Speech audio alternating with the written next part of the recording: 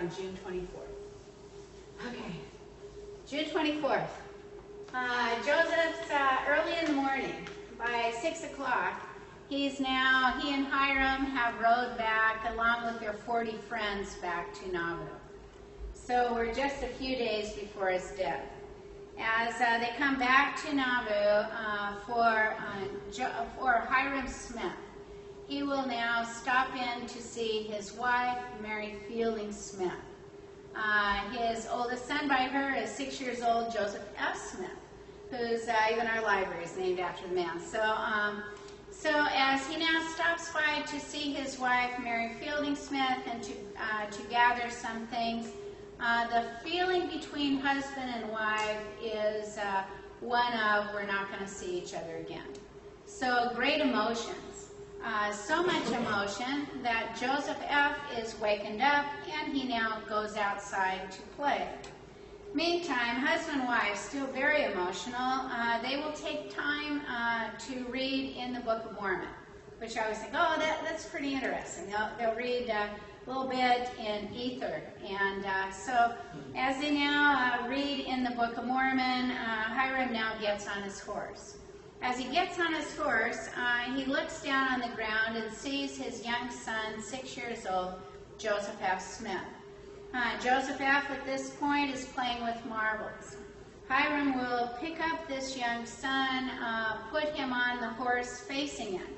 And as he does so, he now says to the son, "Never forget me. I will die for the truth. You must live for it." And now places the son back on the ground. In the meantime, Hiram's now riding the horse towards Joseph's home. As Joseph now arrives home, the scene is a whole bunch different.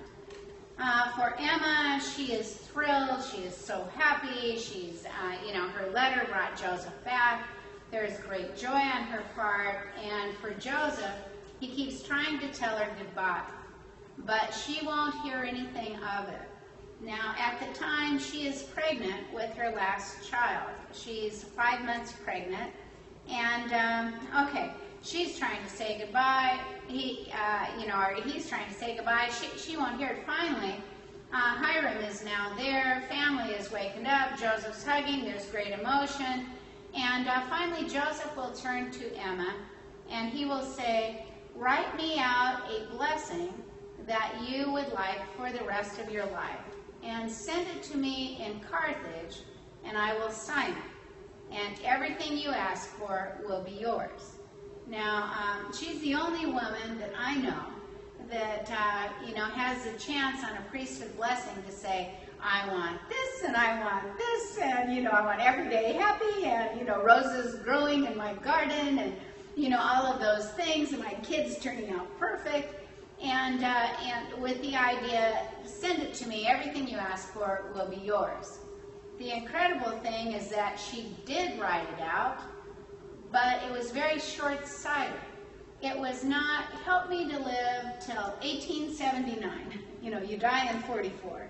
Help me to live till 79 and, teach my kids right and stay faithful."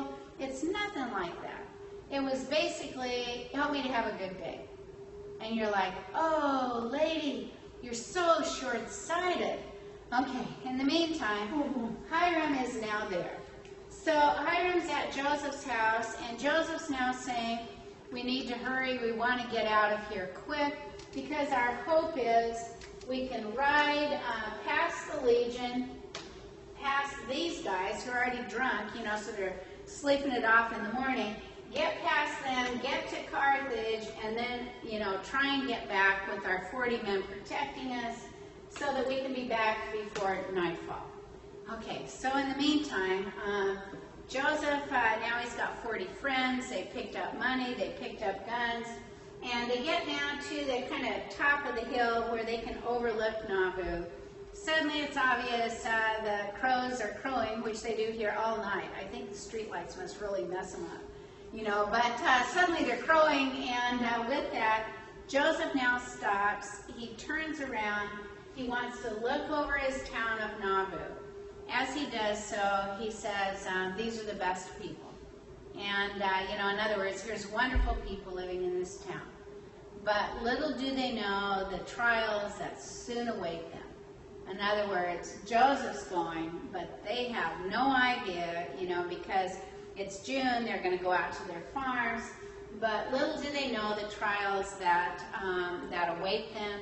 Joseph then says on June 24th, he says, I will give my life for Nauvoo.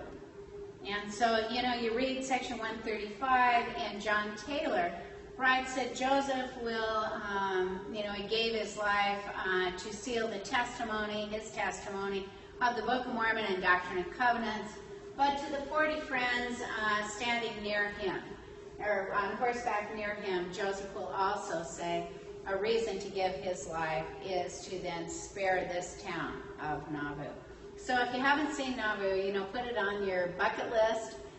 Here's something I want to do in my life, to see which town in the whole world would be worth the life of such a great prophet. Well, all right. In the meantime, Joseph now rides the 23 miles to Carthage. As he rides the 23 miles to Carthage, he gets just almost in the town when the governor's men are coming out on the same trail. They see Joseph Hiram Mormons.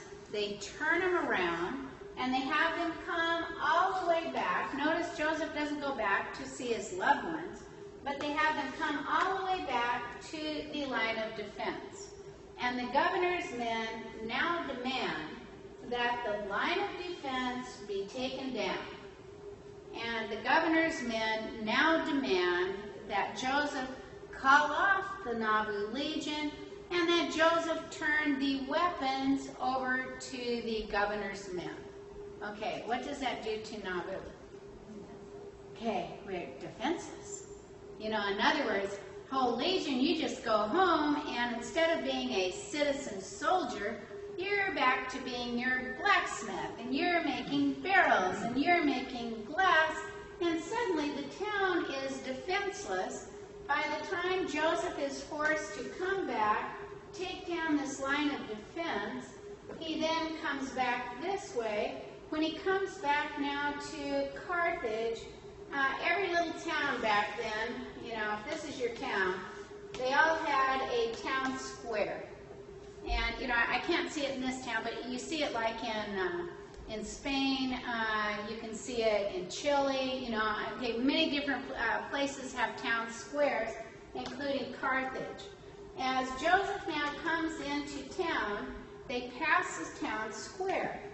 The town square has a courthouse, it has, important government buildings, but as they pass the town square, the square is filled with tents, kind of like you see out on our beaches, but they're smaller tents, and they're military tents. And you'd say, well, why are there so many military tents? The governor has called out military from all that part of the state. So you'd say there's some there from Quincy, and they all have their tents, and you've got hundreds of men here at the square. In the meantime, Joseph and his friends, now accompanied by the governor's military group, go out a couple of blocks from the square, and they go into the hotel to check in. Who's already checked into the hotel? Okay, the conspirators. William Law's in the hotel, all those involved in the conspiracy, and there's only one hotel in town, so guess who else is in the hotel? It's the governor. So, sometimes you check into a hotel, you have no idea who's in the next room, right? So all of a sudden you'd say, this is, wherever the governor stays, that's an official residence. It's not like it's his mansion, but the governor. As Joseph and Hiram and some of their friends are now checking in, suddenly you get some of the military that have been at this square now have followed them, and they start yelling, we want to see Joseph. We want to see the Mormon prophet. Well, they're very, very loud. So loud that it wakes up the governor. The governor comes out, and as he comes out, he's now leaning out his window, and he's now yelling at the military. He's yelling at the generals who were, the leaders now of this group. Here he's yelling at the generals, saying, take your men back to the square. I need to have a good night's sleep, and he's now promising The next morning, I will review the troops, and when I do so, I will bring the Mormon prophet with me.